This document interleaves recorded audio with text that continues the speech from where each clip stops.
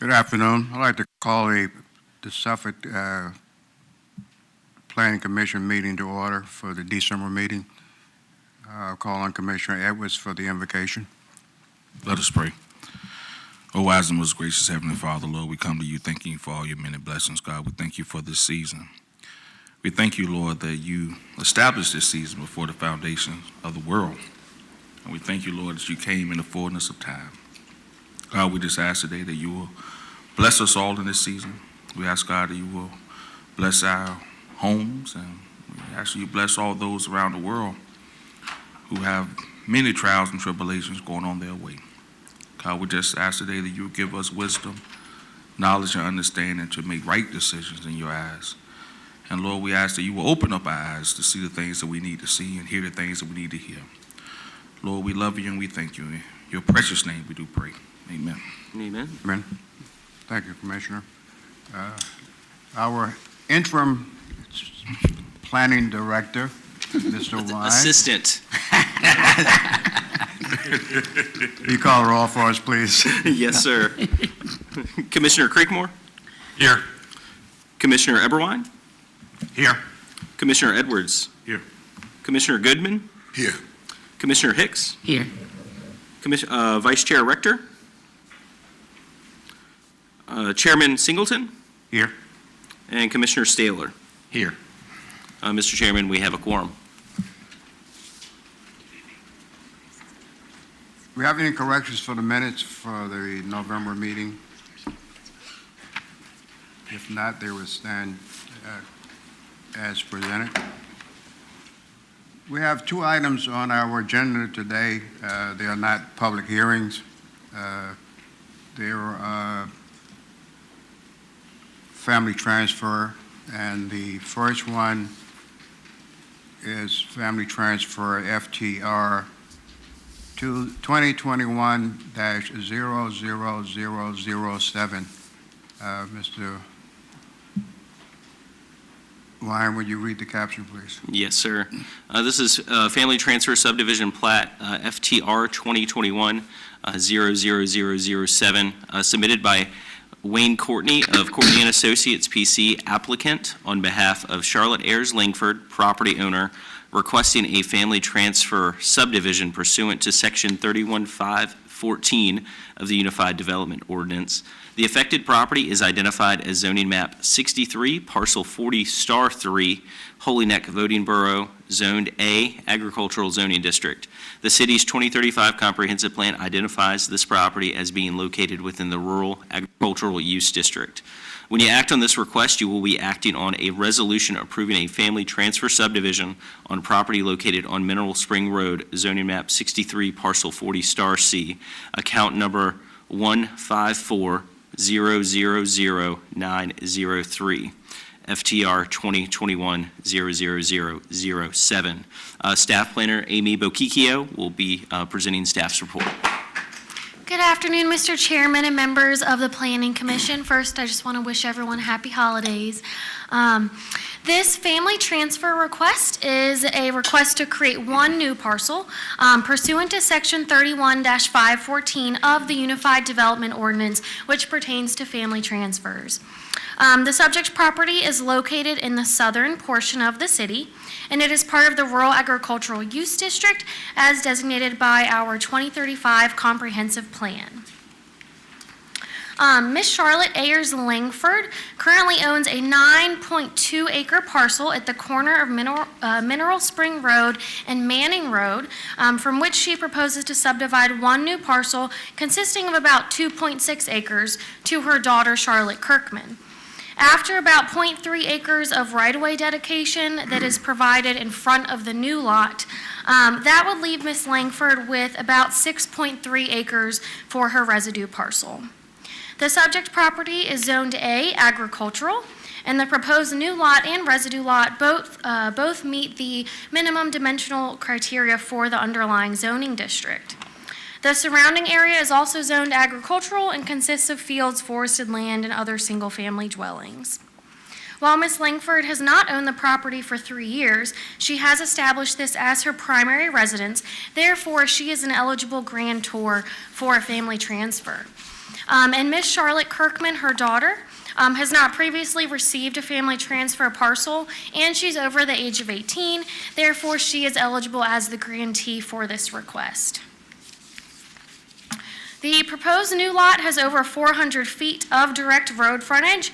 Therefore, an ingress or egress easement is not necessary for this application.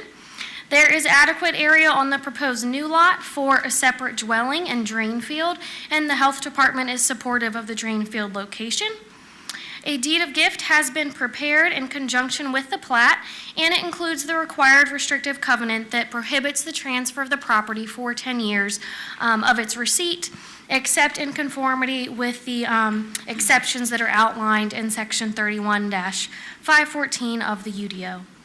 Lastly, all parties have completed a sworn affidavit acknowledging that the purpose of this application is to provide separate places of residence for the grantee and to keep the family estate within the immediate family. In summary, this request meets the criteria for a family transfer subdivision. Therefore, staff recommends approval of FTR 2021-7. And that concludes my information. Thank you. Thank you, Ms. Amy. Is there anyone in the audience would have any comments on this family transfer? Good afternoon, Commissioners. I'm Whit Harper from Saunders and Ojeda. We helped put together the deeds and some of the information for this application that was initially submitted by Mr. Courtney. We are obviously in favor of it. If you have any questions, I'm not going to be an echo. It was well introduced, but I'm happy to address those. Thank you, Mr. Harper. Is there anyone else? Commissioners, comments? I'm Charlotte Kirkman. Oh. I don't know if I need to say anything, but I'm here. Ma'am, go to the podium, please. Come to the podium, please, so we can hear you. Sorry. I'm Charlotte Kirkman. I don't know if I need to say anything, but I'm here. Thank you. Okay, commissioners, comments, questions? Mr. Chairman, I move approval of FTR 2021-00007. Takes a motion for approval. Second. Second for Mr. Everwine. Can we have this on a voice vote? All in favor? Aye. Okay, thank you, Ms. Lance, for the congratulations. There's no other action required. The next item is another family transfer, subdivision plat, FTR 2021-00008. Mr. Wine, would you read the caption, please? Yes, sir. This is Family Transfer Subdivision Plat FTR 2021-00008, submitted by J. Whit Harper, Saunders and Ojeda, PC, applicant on behalf of Emily M. Brooks, property owner, requesting a family transfer subdivision pursuant to Section 31-514 of the Unified Development Ordinance. The affected property is identified as zoning map 51, parcel 66*C, Holy Neck Voting Borough, Zoned A, Agricultural Zoning District. The city's 2035 comprehensive plan identifies this property as being located within the Rural Agricultural Use District.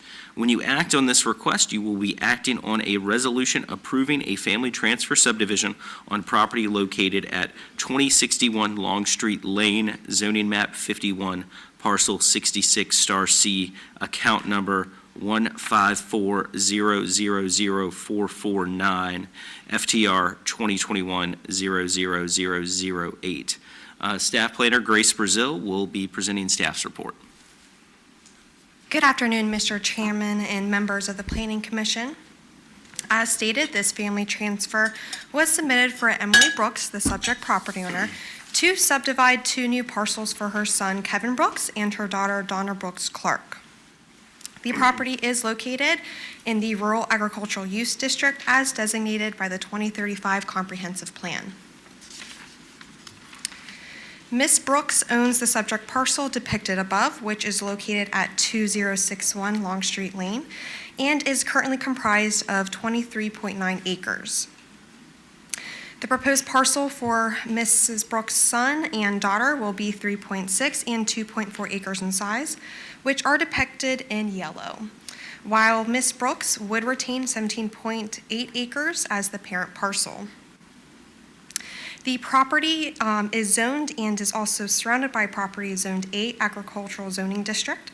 The surrounding area consists of single-family dwellings, fields, and forested land. Donald Brooks and Emily Brooks received the subject property in 2010. Donald Brooks passed away in 2014, and the property was left to his wife, Emily. The grantees, Kevin Brooks and Donna Brooks Clark, have not previously received a family transfer parcel, thereby making them eligible for this request. The lot dimensions and building setback lines for the new lots are consistent with the underlying agricultural zoning district, and each parcel fronts along a publicly maintained right-of-way. Additionally, the parcels have adequate area for a separate dwelling and drain field. A deed of gift for each grantee has been prepared in conjunction with this plat, which prohibits the transfer of the property within 10 years of its receipt, except for in conformity with sections 31-514 of the UDO. Lastly, all parties have completed a sworn affidavit acknowledging that the purpose of this family transfer is to provide separate places of residence for the grantees and to keep the family estate within the immediate family. In summary, this request meets the criteria for a family transfer subdivision. Therefore, staff recommends approval of FTR 2021-00008, and that concludes my presentation. Thank you. Thank you, Mr. Brazil. Are there anyone in the audience who would like to have any comments on this family transfer? Again, this is Whit Harper here for this, for Ms. Brooks. I won't be an echo. I appreciate the planning introducing it. Mr. Brooks is here. He will be one of the recipients, should it be approved, and we just appreciate y'all going through it. Thank you. Thank you, Mr. Harper. Commissioners, comments? Motion? Mr. Chairman, I'd make a motion to approve Family Transfer Subdivision Plat FTR 2021-00008. Motion for approval from Commissioner Taylor. Second. Second. Okay. Commissioners, can we do this with a voice vote? All in favor? Yes. Yes. Say yes. Thank you. Okay, thank you. I forgot his name, Mr. Brooks. Mr. Brooks, I guess, is in the audience. Congratulations. No other actions needed. Thank you. Congratulations.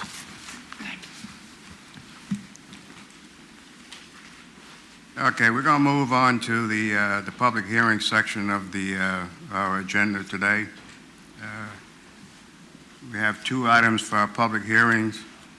Public hearings are for 30 minutes, 10 minutes for the proponents, 15 minutes for the opponents, and 5 minutes from rebuttal. The first item on our agenda this afternoon is conditional use permit request CUP 2021-02022, Early Results Daycare and Learning Center. Mr. Wyman, will you read the caption, please? Yeah. Thank you, Mr. Chairman. Conditional use permit request, CUP 2021-022 Early Results Daycare and Learning Center.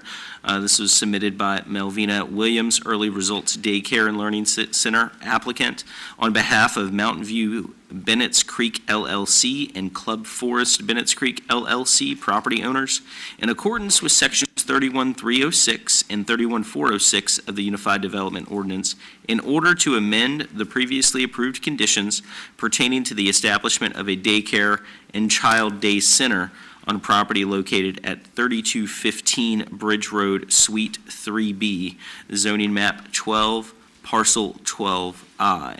The purpose of this request is to grant a shift in the on-site location and increases in size and intensity of the development of Early Results Daycare and Learning Center, 0516. The affected area is further identified as being located in the Sleepy Hole voting borough, zoned B2, General Commercial Zoning District, and Special Corridor Overlay District. SCOD. The 2035 Comprehensive Plan designates this area as part of the Suburban Use District. When you act on this request, you will be acting on a resolution to present a report and recommendation to City Council relating to Conditional Use Permit CUP 2021-022. Staff Planner Brittany Collier will present staff's report. Thank you. Good afternoon. As stated, this is a conditional use permit to amend the previously approved conditions pertaining to the establishment of a daycare and child day center on property located at 3215 Bridge Road, Suites 3B and 4. The subject property is Zone B2, General Commercial Zoning District, and is surrounded by the existing shopping center consisting of various commercial businesses, as well as the Retreat at Bennett's Creek Residential Subdivision to the south. The existing daycare and learning center is currently located within the Bennett's Creek Shopping Center and utilizes Suites 3B and 4, which are subject to this request. The Early Results Daycare and Learning Center obtained their original conditional use permit in July of 2016. As the use is proposed to increase in size, which will accommodate an anticipated increase in enrollment, a major amendment to the existing conditional use permit is necessary as it exceeds 5%. The existing daycare currently operates within a 3,000 square foot suite located within the shopping center. The current hours of operation are Monday through Friday from 6 a.m. to 6 p.m., and no change in the hours of operation are proposed as a part of this request. The daycare currently has 10 full-time employees and is anticipated to hire 3 additional staff members to accommodate for the potential increase in enrollment. There is an existing fenced-in playground area consisting of 2,144 square feet located in the adjacent side yard, which is currently and will remain to be utilized between the hours of 8 a.m. and 6 p.m.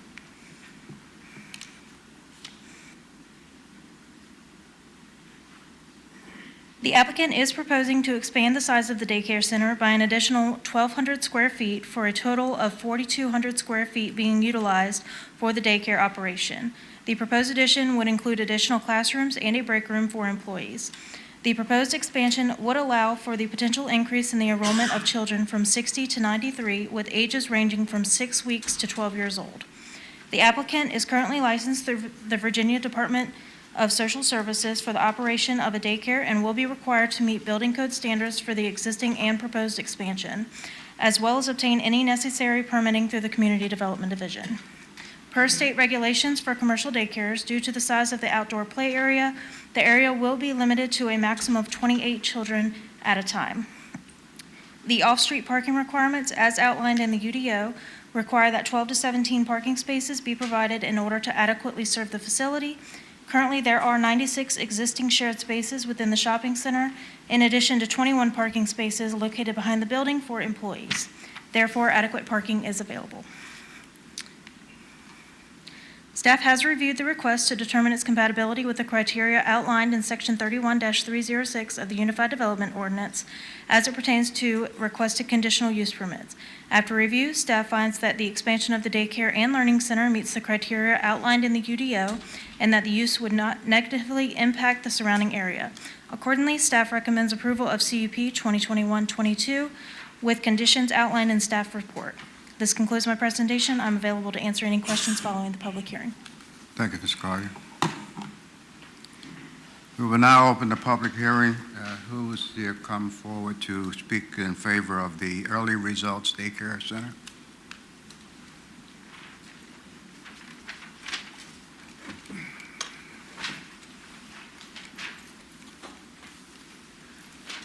Good afternoon. My name is Melvina Williams. This is my husband, Carl Williams. Okay.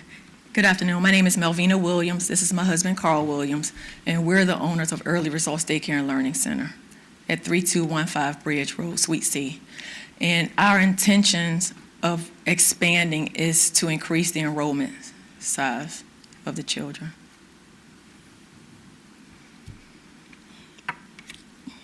That's all we have. Okay.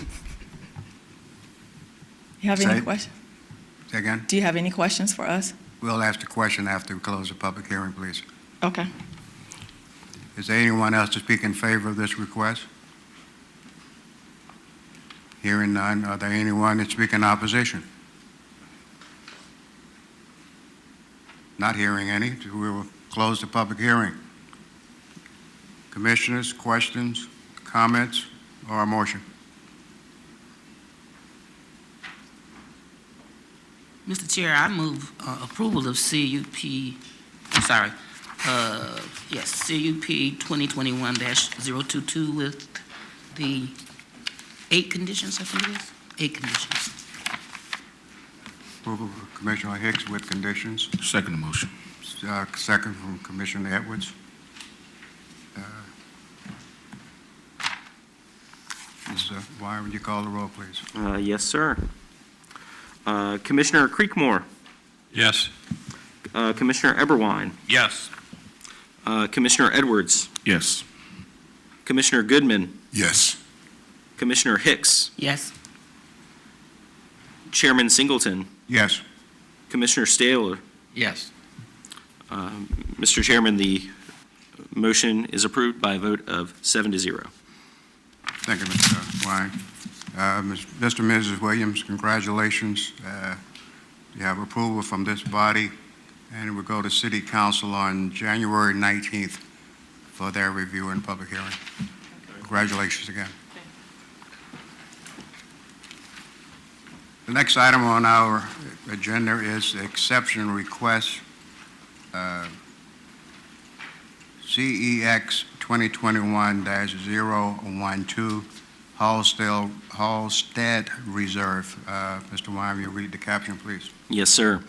This is exception request CEX 2021-012 Halstead Reserve submitted by Ramsey Smith, Halstead Apartment Investors LLC applicant and property owner in accordance with Section 31-415 of the Unified Development Ordinance to grant an exception to the development criteria and buffer area requirements of the Chesapeake Bay Preservation Area to permit a pedestrian recreational bridge to span the wetland area and associated walking trails to encroach into the 100-foot resource protection area buffer on property located at 2575 Pruden Boulevard, zoning map 25, parcel 56*2. The affected area is further identified as being located in the Holy Neck voting borough, zoned B2, General Commercial Zoning District. The 2035 Comprehensive Plan designates this area as part of the Central Growth Area Inner Ring Suburban Use District. When you act on this request, you will be acting on a resolution for a Chesapeake Bay Preservation Area Exception Request, CEX 2021-012. Once again, staff planner Brittany Collier will offer staff's report.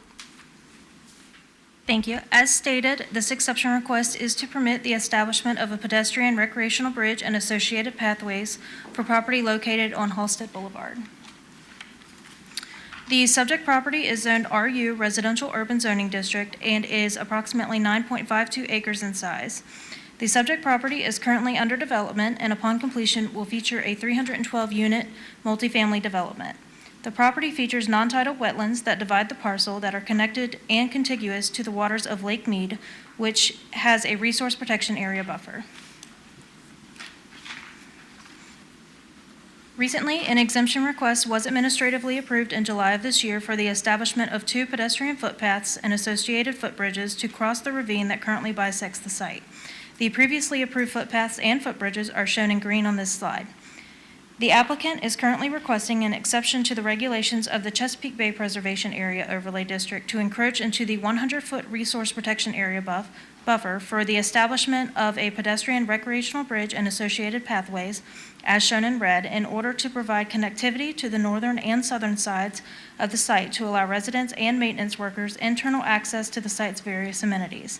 The proposed pathways and the pedestrian recreational bridge would be limited to pedestrian foot traffic and golf cart traffic only. It is important to note that the pathways could be considered an exempt activity. However, the proposed use, as shown in red, includes the use of motorized vehicles such as golf carts. Therefore, the proposed use would not be considered an exempt activity. The applicant is proposing to construct a 10-foot wide pathway and bridge crossing. The proposed pedestrian recreational bridge is to allow residents and maintenance workers the internal access to the site's various amenities. Currently, connections to the northern and southern portions of the site are bisected by a ravine, and the access is currently provided by an external roadway, Halsted Boulevard. The connection will lead to fewer pedestrian conflicts that could reasonably be anticipated on Halsted Boulevard. The applicant has attempted to limit the impact to the buffer area by providing the minimum width necessary to allow pedestrian traffic as well as the golf cart traffic access. The paths are proposed to be constructed with number 10 open graded stone, which is considered a pervious surface.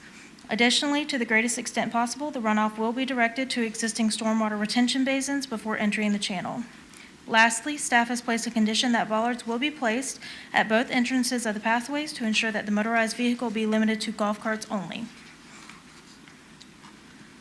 To mitigate for the proposed land disturbance of 2,968 square feet, the applicant is proposing to place 8 units of vegetation back within the buffer.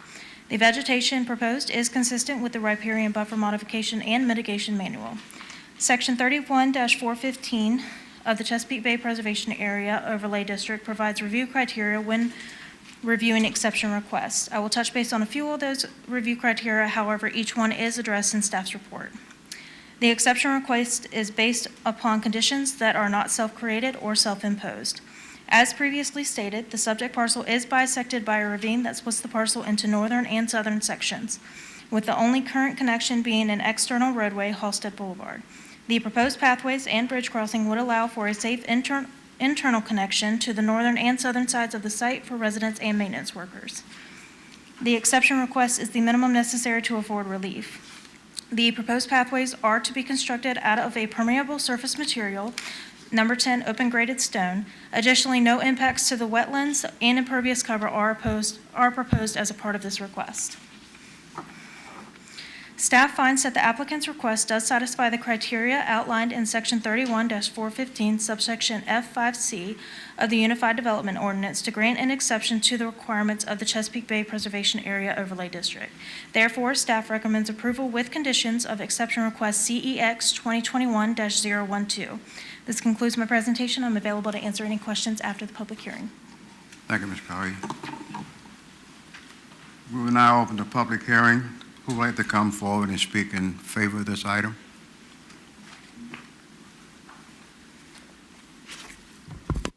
Good afternoon. Good afternoon, Commissioners. My name is Nathan Deal with Land Planning Solutions. I'm the agent on behalf of the applicant for this request, and I'm here to answer any questions that you have on this. Anyone else would like to speak in favor of this request? Are there anyone in speak in opposition? Hearing none, we'll close the public hearings. Commissioners, questions, motion, discussion?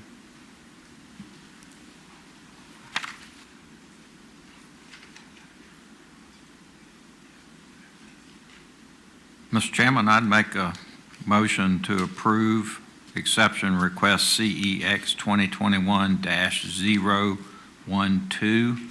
with 8 conditions.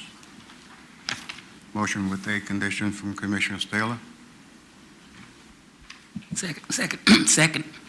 Commissioner Hicks, second. Okay, Mr. Wyman, you call the roll, please. Yes, sir. Commissioner Creekmore. Yes.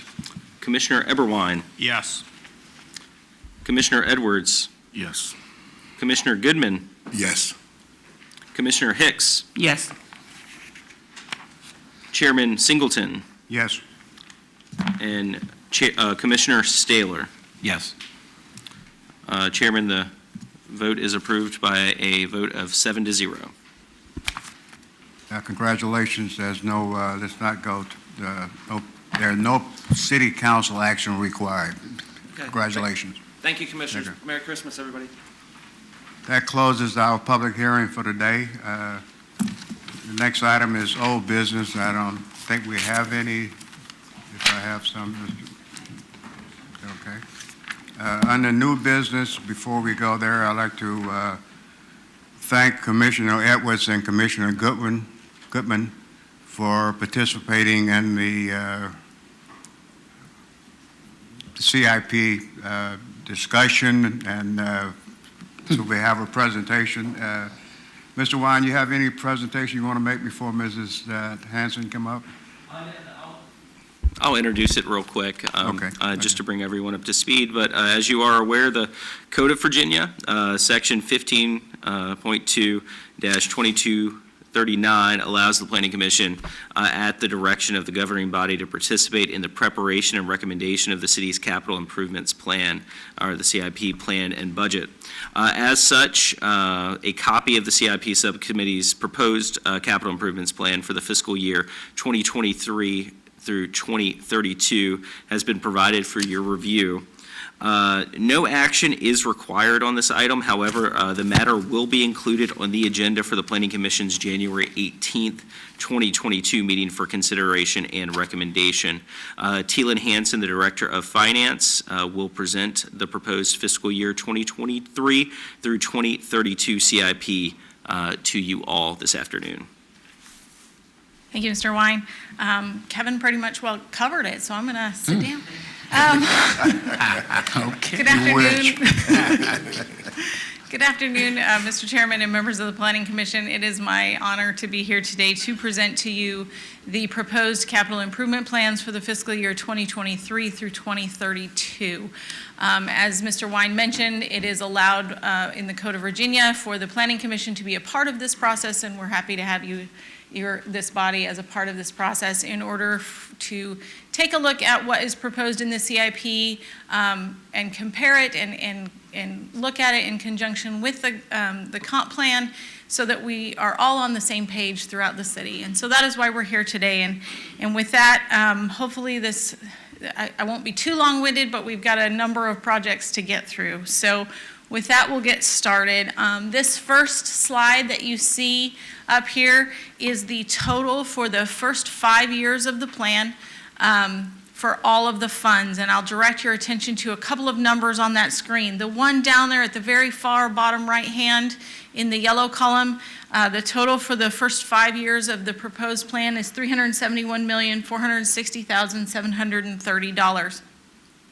I will take this opportunity to remind everyone, as if you've heard me give these presentations in the past, and I think most of you have, this is a plan. It is not a budget as it is currently in its current form. It is a plan, and once it goes through the process of going through the Planning Commission, and then it goes through the process of going through the City Council, it becomes an adopted plan, and then year one only becomes part of the budget proposal later this spring when the City Council undertakes the operating and capital budget through our series of public hearings and that. And so it's easy to get the nomenclature confused, and a lot of people refer to this as a budget, but it really is not a budget. It's a plan for the projects that we see as coming up and the costs associated with them. So you can see there on the bottom, as we go through this particular graph, the city has a policy in order to maintain our debt affordability that we issue $30 million worth of debt each year as it relates to government specific or general government debt. And you'll see there that the proposed GO debt issuances are right at or just right below $30 million for the entire 5 years. The other number I'd like to draw your attention to on this slide is the one right above the $371 million, and that is the general government projects of $262,013,134.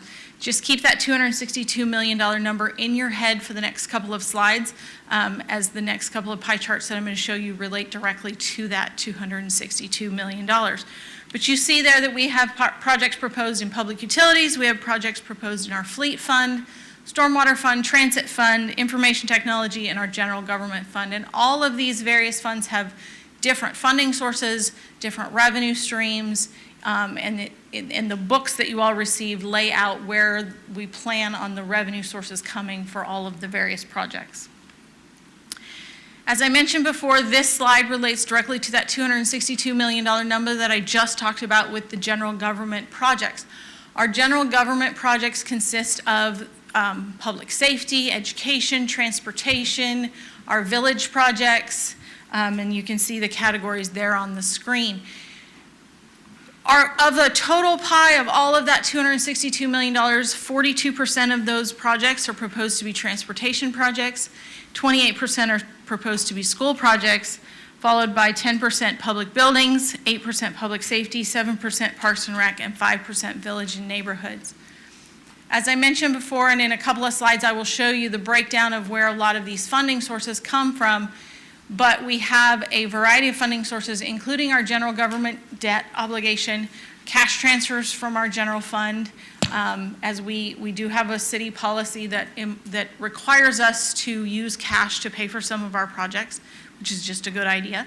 And then we also have a variety of state and local, or federal and state grant dollars that come in.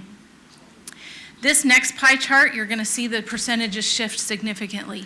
This is when we strip out the federal and state grant dollars. So when you're looking at all of those projects that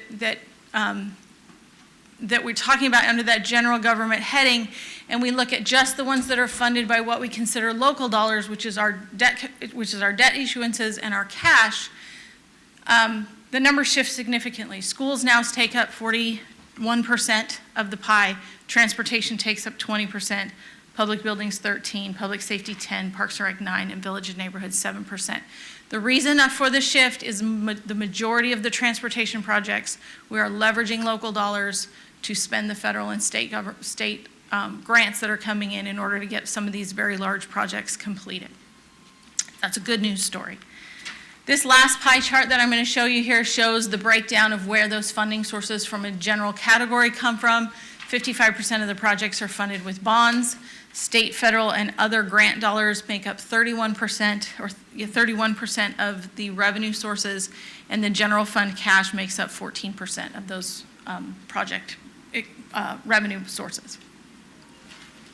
With all of that being said, we're going to jump into the specific projects in each category, and I will try to make this as quickly as I possibly can as we move through this, but I will say you're going to see some highlights, some themes as we go through these projects. As everyone is aware, in the last 2 years, the world has changed significantly around us, and we're facing a lot of issues that we have not faced before from a funding standpoint as well as from a just supply. Everyone hates the word supply chain issues, but we are facing those as well as everybody else. So the themes you're going to see emerge as I go through these projects is, one, we are addressing some very significant and very large educational projects. That is what's taking up a large portion of this plan. But you're also going to hear me say this is dollars that are needed in order to complete projects that we've either already started or already committed to. Because projects that are in a certain area, a little bit done but not quite done, are requiring additional money to get them across the finish line. So we'll start with Parks and Recreation, and I will run down the left-hand side of the screen as we go through these projects. As we do every year, we fund a certain amount for Parks and Rec's capital maintenance. This is funding that is used to address maintenance issues, repairs, and just things throughout our park system with our existing parks, and you can see that we budget that around $550 to $600, and the first year is a little bit higher. There's some extra projects thrown in there. That is a tradition that we've done for a very long time, is to fund money for the Parks and Rec capital maintenance through every year. The additional $120,000 in year one is for reconstruction of the Bennett's Creek Park tennis courts, which are in need of reconstruction. Lone Star Lake Park, there's funding in there for Lone Star Lakes with some design, and it's going to include trails on the north and south sides of the park, improvements to a wayside park at Butler Tract, restoration, road improvements, design and construction of a visitor center and meeting facility.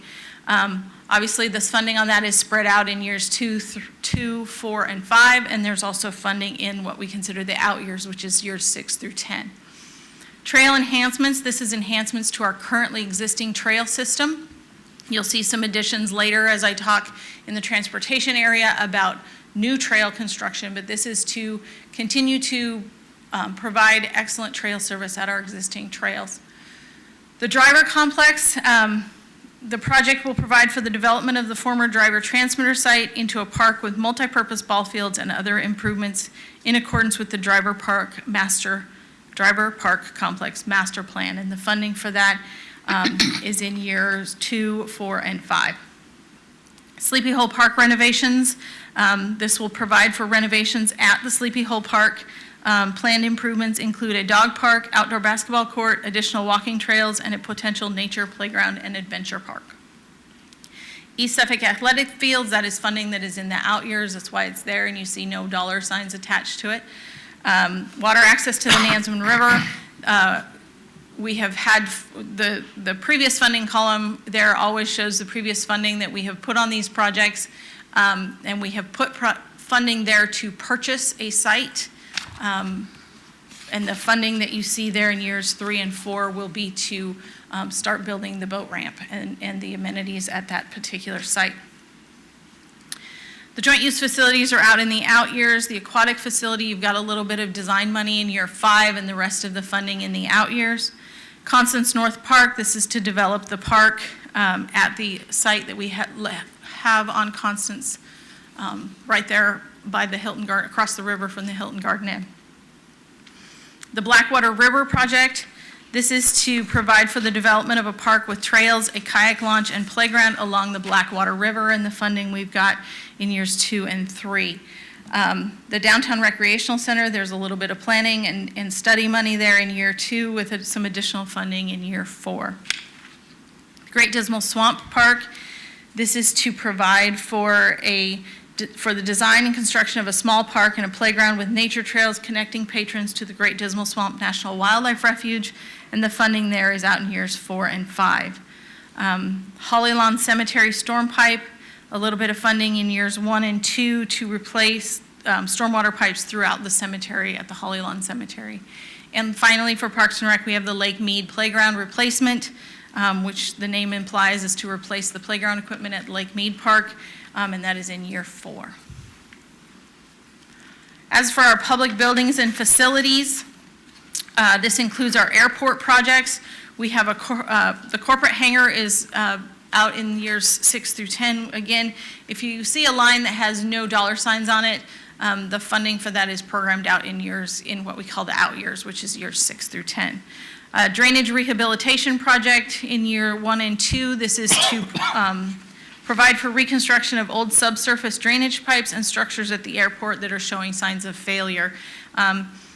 We've got in parentheses there with these 3 airport projects how much of the funding is local funding versus how much is state and federal funding. And so with these airport projects, the 2 projects that we have in the first 5 years only require 2% of those budgets to be funded with local dollars. And so they're relatively small dollar amounts as it relates to the local dollar.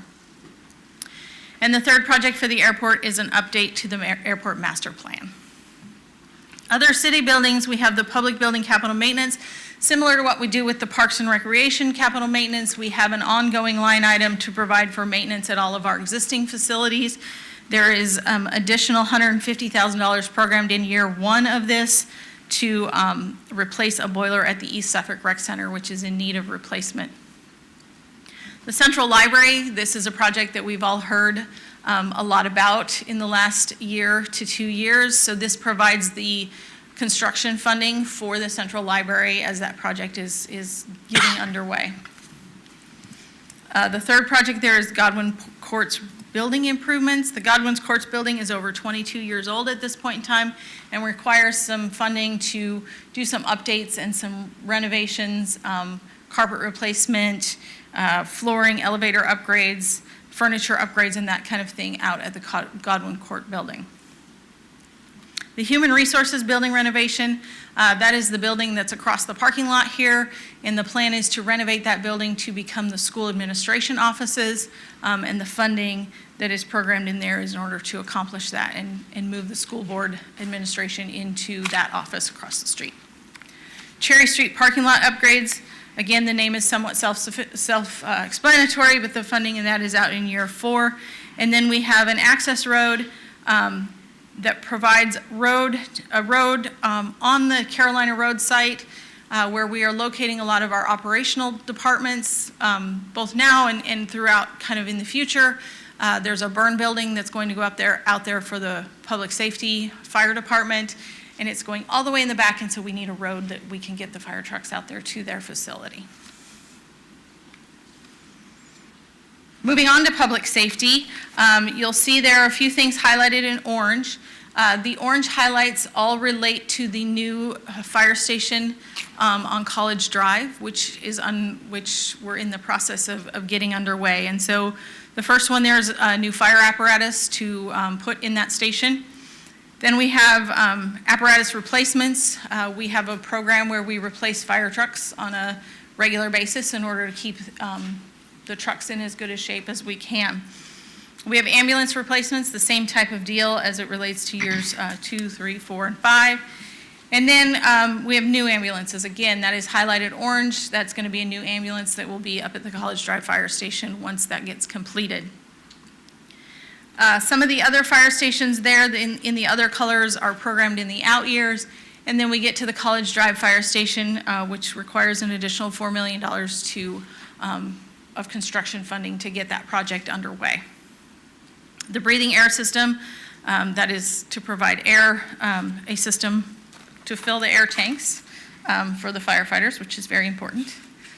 And then we have the Station 9 upgrades and the Station 4 upgrades, which are Kings Highway Station as well as Lake Kilby, and those are programmed to start out in year 4. As it relates to police, we have a police training center out in Whaleyville.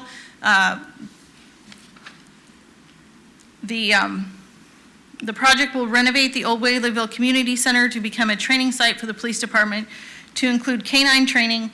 The renovation will consist of building modifications to accommodate a new simulator training system, general classroom training, new office space, staff break room, restroom modifications, parking lot upgrades, and perimeter fencing. And the last public safety project we have is a backup 911 center, which is scheduled out into year 5 to provide a dedicated backup 911 center in the event of a power function loss at our primary 911 center here in the building.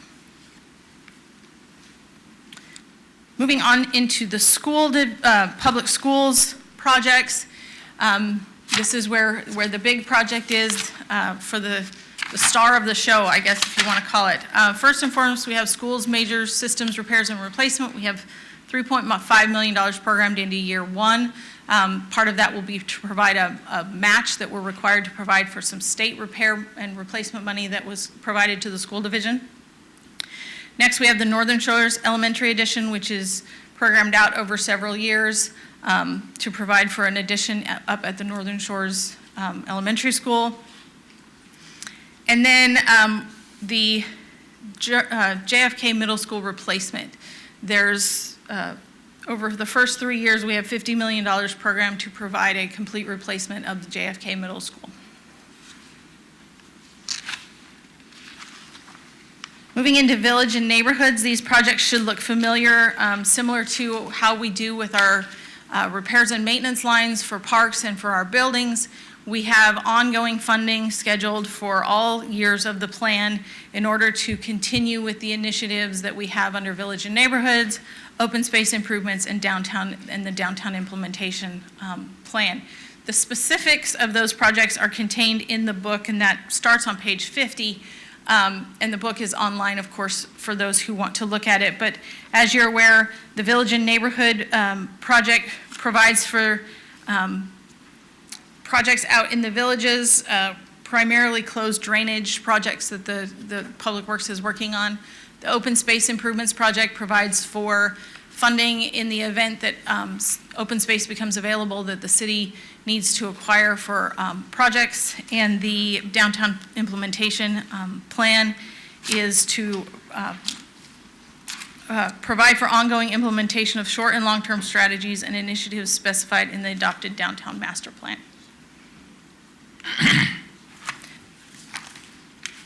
In addition to the schools being the star of the show, transportation gets the award for having the most projects.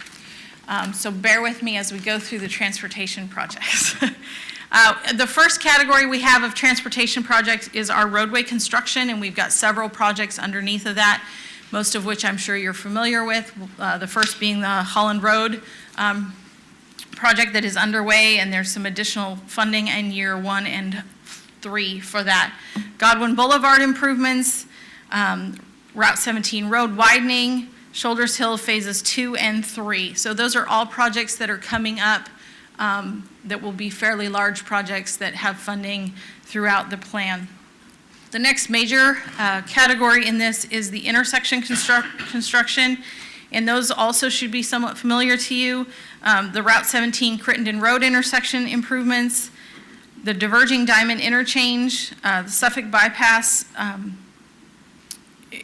Wilroy, Godwin, and Pruden study, East Constance Road and Wilroy Road intersection, and those are all projects that are funded through a variety of state, federal, and local dollars in order to better our transportation throughout the city. Some standalone projects that we have in the transportation division. We've got the Shoulders Hill Road Route 17 intersection project, which is making its way and under construction, and it has funding in year 2. It is time to dredge the channel at Bennett's Creek Park Road, or Bennett's Creek again, so that funding is in there as well. The Nansman Parkway will every time I come up here and have to say Wilroy Road, I will be really glad when this project's over. So would we. The Nansman Parkway, Wilroy Road flyover, everyone is familiar with that project, and this is funding in order to get that project funded, completely funded. Kimberly Bridge reconstruction, the Pruden Center turn lane, which provides for the turn lanes out in front of the Career and College Academy at Pruden. The various rail crossing improvements throughout the city as needed, and miscellaneous roadway improvements, which are small improvement projects that cannot be paid for with state maintenance dollars. Page 2 of transportation.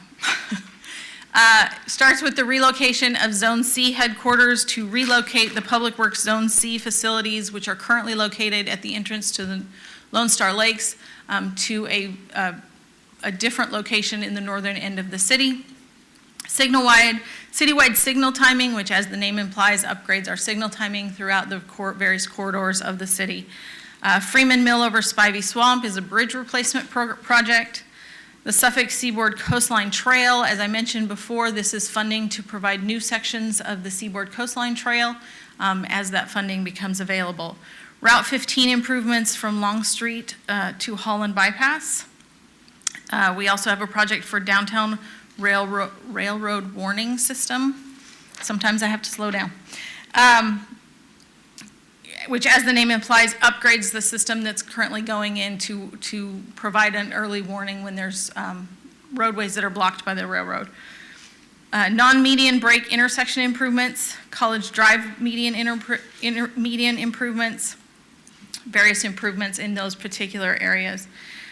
Electric car charging stations, this is out in the out years, but provides for public stations as electric cars become more popular and people need to charge them.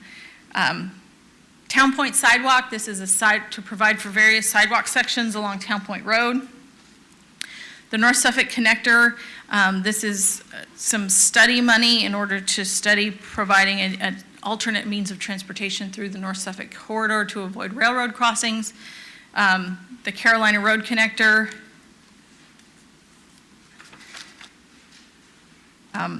is a provide for a Carolina Road Connector study using the local funding. Route 460 improvements. The project will provide for road widening, median construction, sidewalks, and closed drainage system from Kings Fork Road to the bypass using state and local funding. Kings Highway Bridge, everyone is familiar with the Kings Highway Bridge project, and the funding for that is in the out years.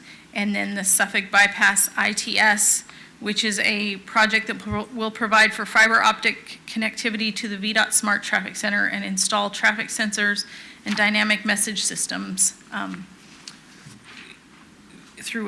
in the bypass area.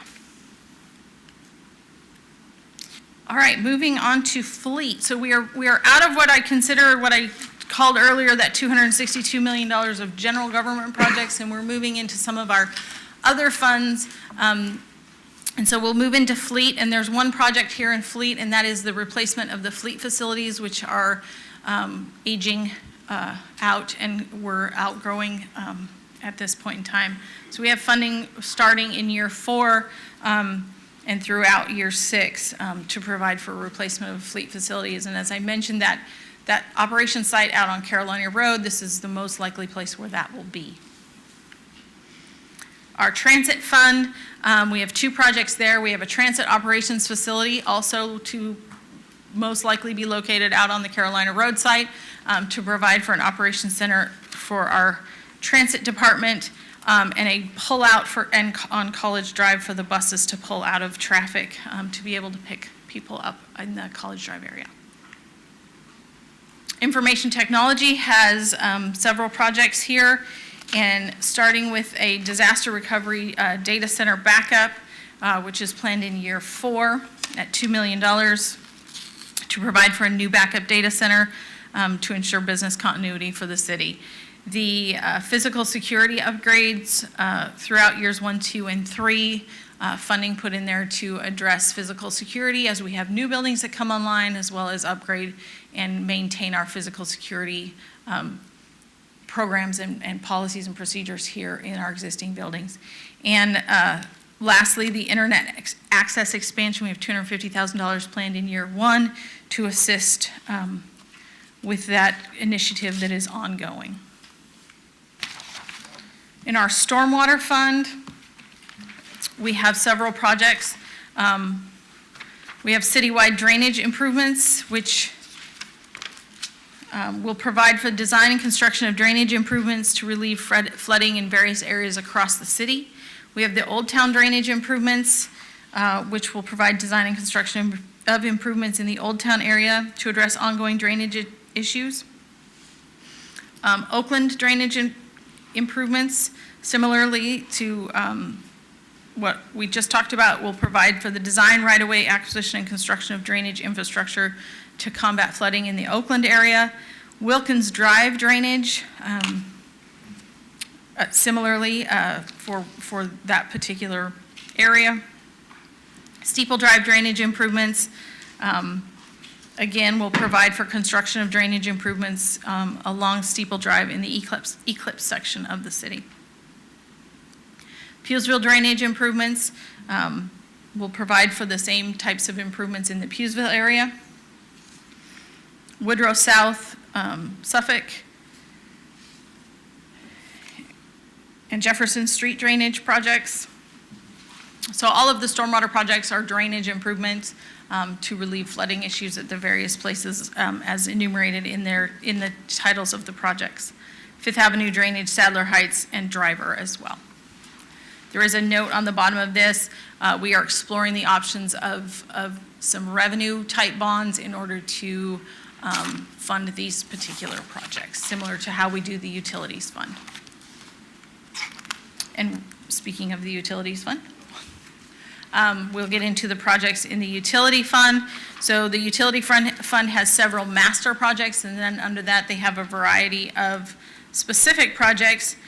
We fund the projects at the master project level, and then as the project need arises, the utilities department uses the funding to provide for those specific projects. So first and foremost, they have the water source development and water treatment plant expansion, which provides for the development, upgrades, and expansion of the city's public water supply sources and treatment plant facilities. Projects include Lone Star Lakes, Chuckatuck Creek Dam, Crumps Mill Pond Dam upgrades, water treatment HVAC upgrades, production well maintenance, EDR membrane replacement, surface water treatment plant expansion, and annual water source development charges throughout those 5 years. The next project there is water distribution and transmission system expansion. The project provides for the expansion of the city's water distribution and transmission systems, inclusive of system storage. Future projects include the southern transmission main from Moore's Farm Lane to Exeter Drive to Route 460, and the Route 58 supply transmission main from Route 460 to Kenyon Road. And the water system upgrades provides for the replacement and rehabilitation of aging or undersized water distribution system infrastructure, aging water meters and water service lines, and the rehabilitation of the city's water storage tanks.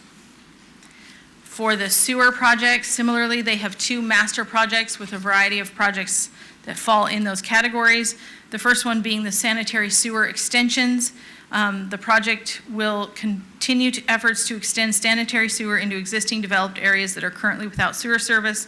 Identified funding is for minor extensions of sewer service or potential partnerships in pro rata agreements. And the sanitary sewer system upgrades, the project will provide for the renovation, rehabilitation, and replacement of the city's sanitary sewer system, which consists of 154 pump stations and 367 miles of gravity sewer mains and force mains. Projects that fall under this include our management operations and maintenance program to protect against sanitary sewer overflows, and immediate find and fix repairs, service area improvements, downtown area sewer improvements, vacuum sewer system monitoring upgrades, and pump station upgrades. So with all of that being said, we have a lot of information in the plan. And so what are the next steps? So the next steps are, I will take any questions that you have today. On January 18th, I will be back here to give you guys a much shorter presentation, I promise, and ask for your adoption of the CIP to move forward to City Council, where I will present this same presentation to City Council on February 2nd at their regular meeting, and then ask them to hold a public hearing on February 16th to hear public comment about the proposed plan, and then move, hopefully that's the first opportunity that City Council has to adopt the plan as it is written. With that, I am here to answer any questions. We have the department heads from the various departments that have these projects that clearly know more about them than I do to answer any specific questions that you might have. Ms. Hanson, next year, could you have tabs put on here so when you make your presentation, we will have less difficulty finding the next section you go into? We can put tabs in there, yes, I apologize. I should have been telling you page numbers as I went along, I apologize. Okay, thank you. I put tabs on my book.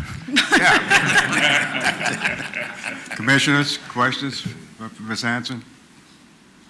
Yes.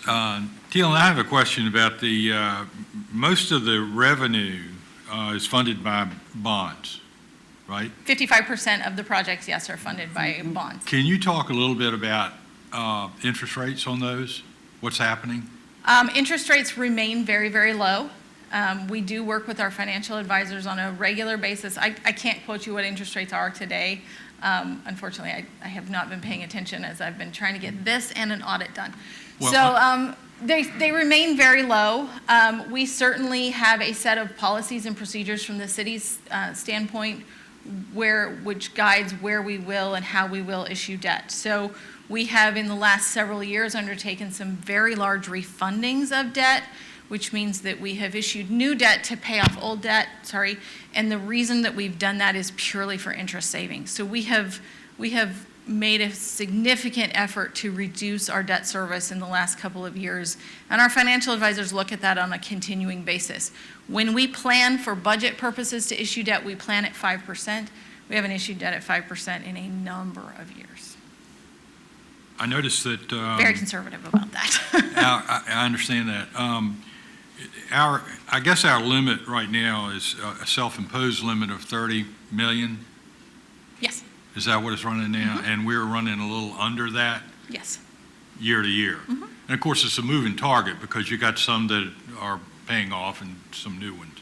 Yes. But anyway, I was just interested in that, and of course, I guess the older ones carry a higher rate. As I said, we've done a lot of refundings lately, so we don't have a lot of really old debt out there. Because any of that quote-unquote older debt that was at a higher interest rate, we have taken advantage when we can and reissued it in the last 2.5 years at much, much lower interest rates in order to achieve a lot of savings. And just, I guess just as an explanation to the public on this, these bonds, we talk about bonds, but they're actually loans that we're paying back. And so that's why it's critical that we take advantage of the lower rates as the opportunity comes up. Absolutely. Thank you very much. Thank you, Commissioner. Any other questions, Commissioners? I have a question, but it's a little bit more specific, and it regards public schools and the constructions and capacities. So do I need to speak with? I'll have Gary Jones come up here and address the public buildings, construction type Yes. questions about public about the Yes. schools. Thank you. Hi, Mr. Jones, how are you? Good afternoon, how you doing? Great. My question is regarding capacities and how we determine how large the capacity is going to be for a school that's getting ready to be upgraded or, torn down and replaced. I'm looking at John Yates with a capacity of 480, but you're going to make it a 1,000 capacity school. And then I look at Nansman Parkway with 396, it's going to be an 800 capacity school. Then I look at John F. Kennedy with 511, and it's going to be an 800 capacity school. So I'm trying to understand how you determine I think your what the capacity of the school is going to be. Student generation rates, where are the students coming from? How do we determine? No, I know where the students are coming from. Sitting on this commission, we know where the students are coming from. I'm just trying to understand how you decide what the capacity is going to be for a school that you're going to construct. I think that's a part of it, is how it's determined for not just the current needs, but the future needs for schools, where the students are going to be coming from, how development plays a part in that. Yeah. There's many factors that go into it.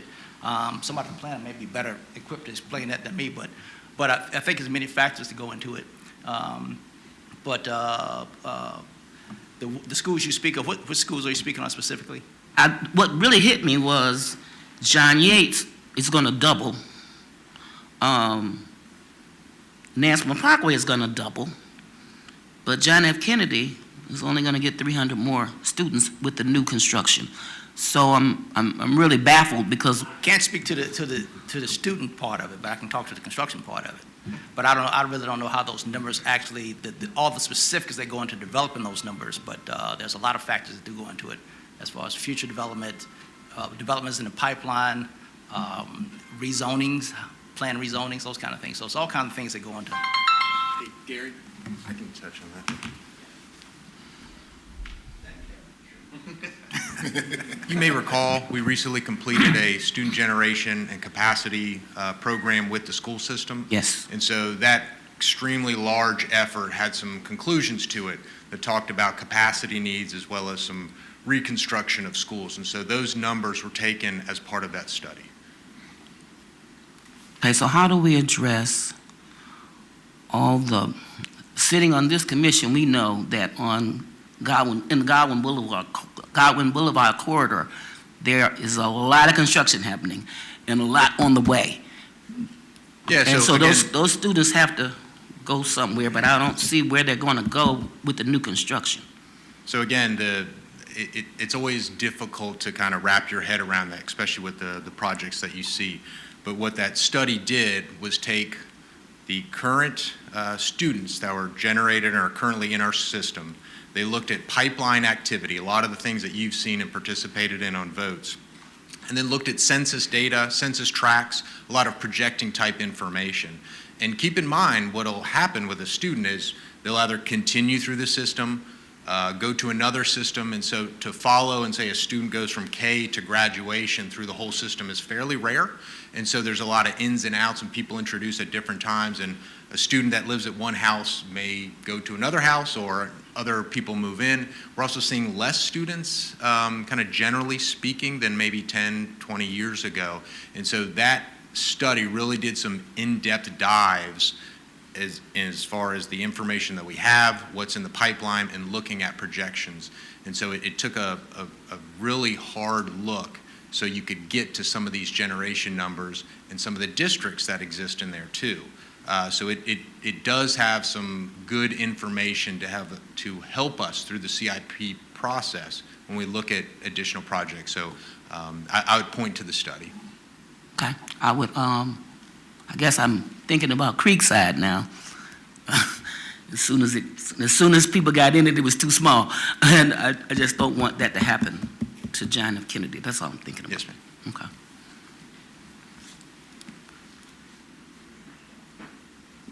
Mr. Chairman, I have a couple of things, and I kind of went through the booklet and made some notes, so bear with me a little bit as to who this is directed at. I guess under the public safety, in looking at the dollars that are being spent in the next several years, and this goes to kind of observing the growth that's taking place out on the Route 58 with the warehouses and with all the development that's going on out that way.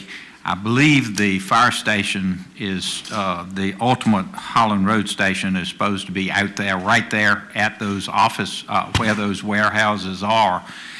And it looks like that's not in, as far as putting a fire station out in that area until the 28 to 32 period, 2028, 2032. And I just want to be sure that all of that construction with the massive warehouses that have been constructed out there and are under construction now, that's looked at. So this is more of a, I'm sure you are, but I just want to point out that when I ride through there, it's amazing what's going on out in that corridor, along with the road construction. So a little concerned that might, we might need some help out that area sooner. So I'll address that in two ways. The first one, to remind everyone what I said at the beginning, this is a plan. Right. And so this is a living document. We come back and do this process every year. So as priorities or circumstances change, projects can certainly be moved up, projects can be moved out, that type of thing. The reason the plan looks the way that it looks right now is, to be quite honest, there's a $50 million school in here, and that is taking up, for lack of a better term, a lot of bandwidth in the first several years of the plan. And so in order to make everything fit and meet our financial policies and make sure that it's affordable debt and that kind of stuff, things kind of landed where they landed. But certainly as we go through this process every year, we take a look at what projects are needed and when and where they're needed. Okay, and really the amount of capital being spent out there, I just felt like it needs to be looked at extremely hard, and I'm sure you already have. Moving on, compliments on the signal timing. Thank goodness that's coming, because in some areas of the city, that would be a welcome relief to a lot of the citizens, including myself, particularly Route 10. Middle school, I noticed that there was a little less funding for village and neighborhoods this year. It dropped off a little bit. I believe it was $1.2 million or something like that prior year. I just wanted to make sure that the projects that's going over in Southside is underway and continuing on. I think the commitment that the city's made to those areas was well needed and maybe a little bit late, but I'm glad to see it's continuing on. I was a little concerned that it was off a couple of $100,000 from the prior year, but moves up in future years. Once again, juggling it around to see where you can come in. I will assure you that the projects that are planned out there are continuing to move. And if you look at page 52, you'll see the specific projects and where those dollars are assigned to. Right. In fact, that's what I was looking at, because I see that we had backed off a little bit from a prior year. Just want to make sure that's still a priority, because I think that's something that's well needed. And I'm proud the city's been able to do that work in those areas.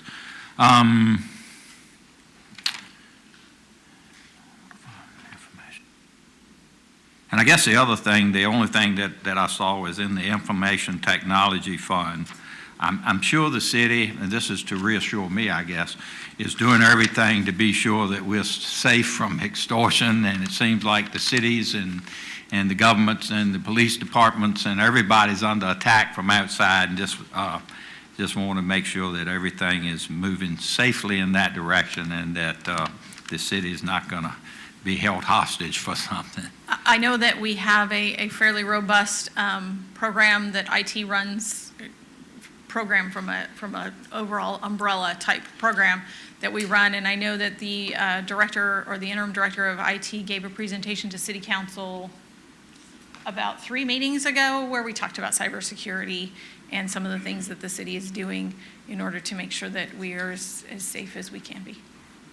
And last but not least, bear with me, I guess riding on Ali Creekmore's comments concerning the borrowing, every year I have to say a little something. I'm concerned about the amount of the borrowing, but when you look at the capital improvement projects, if the city's going to move forward, obviously we have to continue borrowing money.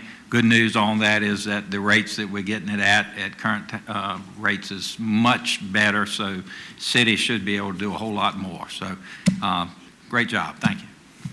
Thank you, Mr. Taylor. Commissioners, any more questions?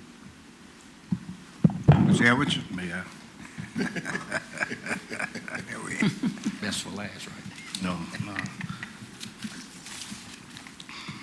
First of all, I want to thank the city staff for their hard work.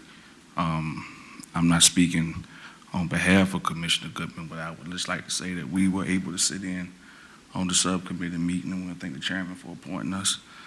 This was the first time we was able to actually physically have a printed copy in front of us, so we had a chance to dissect it and read over it.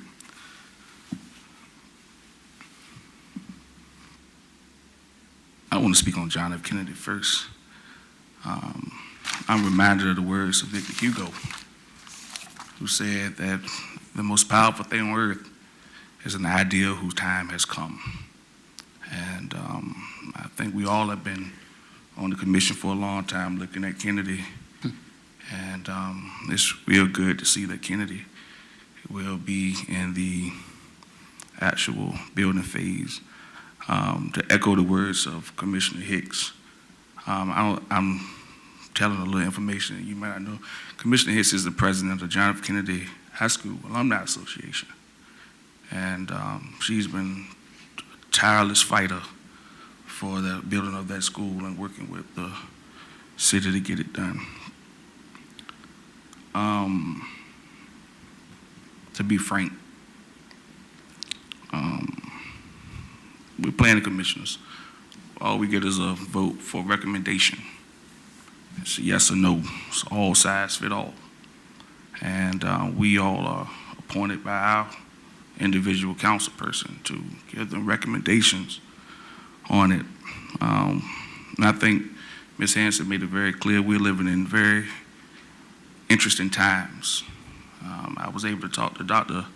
Brooks Buck, and I was able to talk to board member Tyron Riddick, who's here, and we've had a lot of discussions. I'm very conflicted about the schools, and I will just be frank why. A couple of years ago, we built Fred Cherry, and when Fred Cherry was built, I was under the impression that it would basically replace John Yates, but as time went by, it did not. And so we spent a lot of money to build a school, but you still have John Yates. We spent a lot of money to build Florence Bowser, but we still need an addition on Northern Shores. And I have been listening to the conversations that we're having with, I'm gonna get to a question.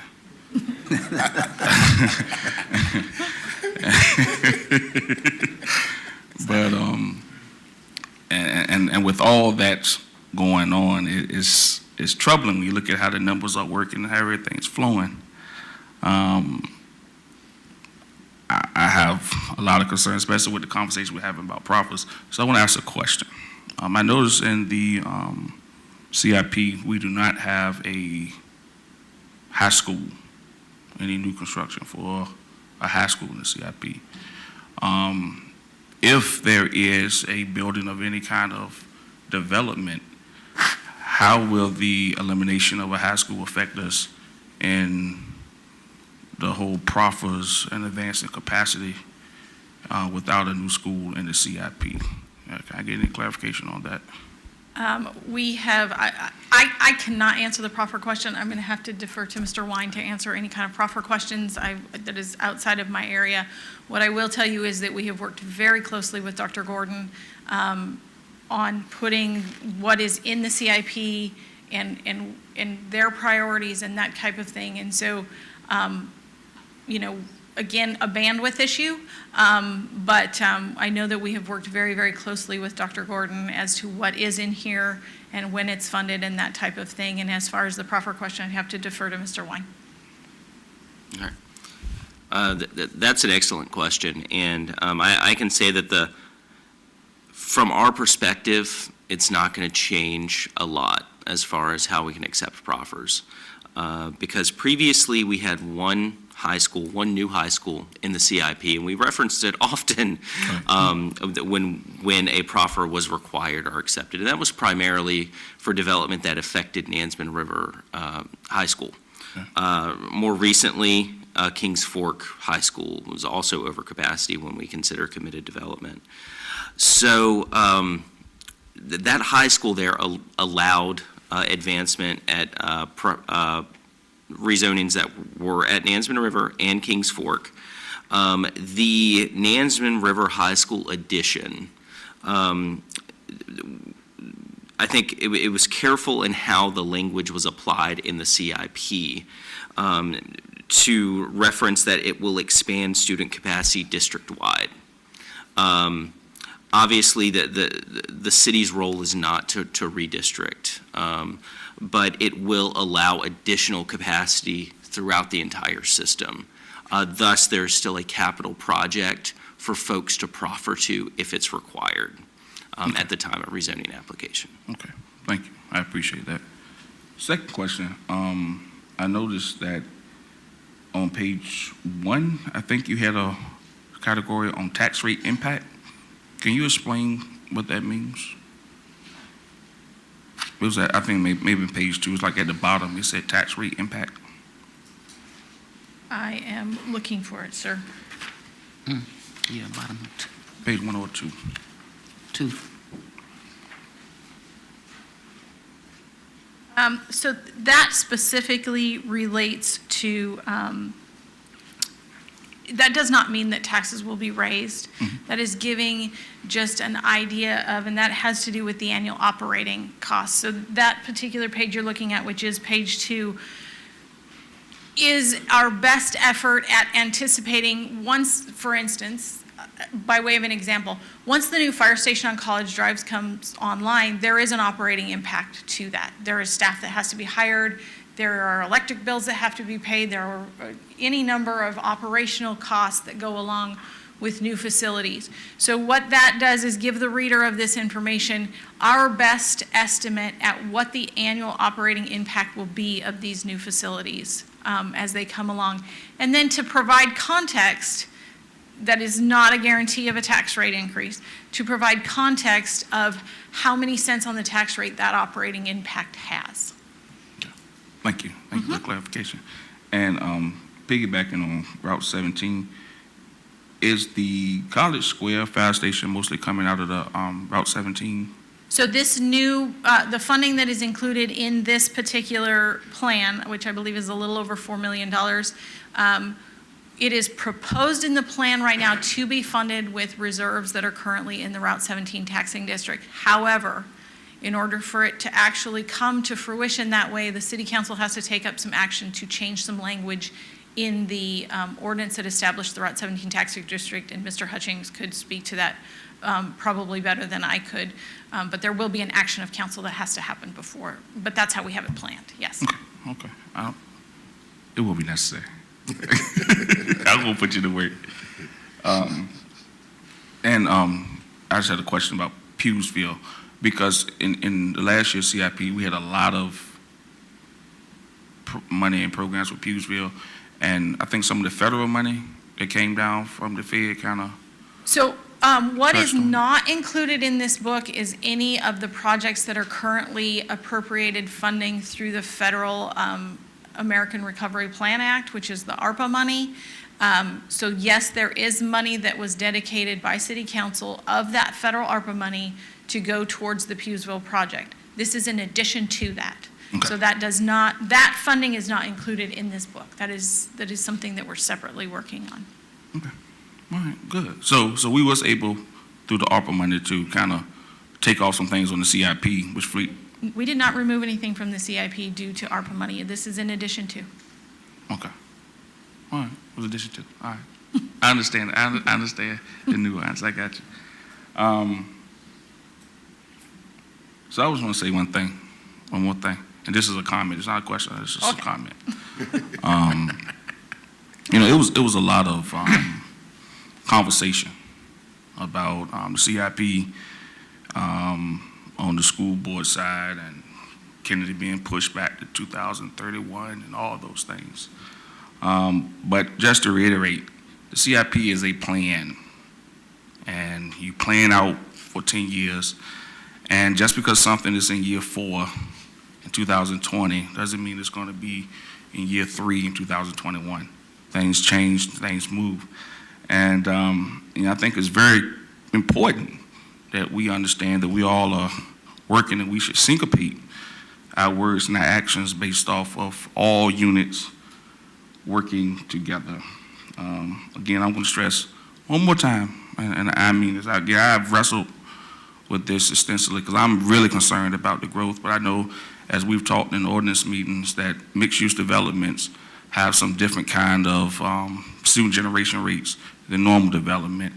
But I'm concerned about Godwin. I'm concerned about that whole growth area, and I am personally concerned that we may not have enough capacity in John F. Kennedy to kind of move things around, and we may be in a situation next 5 years where we may have to build another school. And the old joke says, it's Tip O'Neill, $1 million here, $1 million there, then it eventually becomes real money.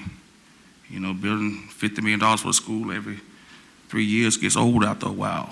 And if we had the capacity to do things, I think we should make those long-term decisions now to make it done, to get it done. Last question, and I'm going to turn the floor over because I have monopolized a lot of time. But is there any updates on the Christmas lights on the fairground? It is not a question I can answer, sir. Kevin can answer that question.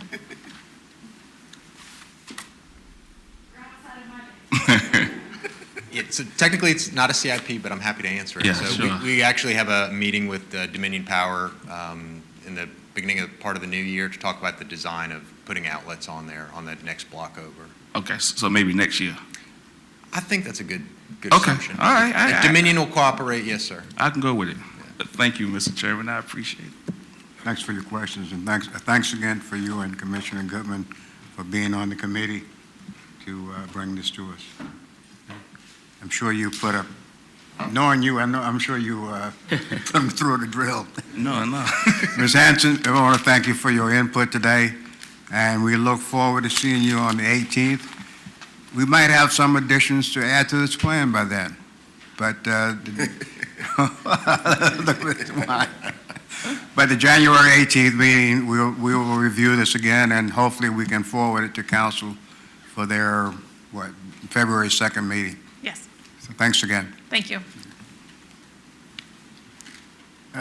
Next item we have on our agenda today is the status report from City Council meeting of November 17th, Mr. Wine. Yes, sir. There were 3 items total that went before the City Council for public hearing. The first being the rezoning request, RZN 2020-002, the Meadows at Moores Point. That was one of a series of proffer amendments we've seen on that site, I think originally known as the C Street rezoning. That was a proffer amendment essentially to increase the number of units on site by about 10 or 15 total. The second being a rezoning request, RZN 2021-012, Northgate Commerce Park Tractor Supply retail store. That was to rezone the property M2 to B2 General Commercial. The last one was rezoning request RZN 2021-013 Prospect West. That was the property, that is the property right off of Portsmouth Boulevard that would have increased the density from about 9 units to 15. That was a rezoning from RLM to RU. All of those rezonings at the November 17th, 2021 City Council meeting were approved. Thank you, Mr. Martin. And we had no preliminary plat. No, sir, not this past month. Okay, Commissioners, before we wrap it up, any comments? It's going to be long, but I'm going to make it short. Literally, I just came back from Mayfield, Kentucky. And if you ever want to see the power of God face to face, go to Mayfield, Kentucky.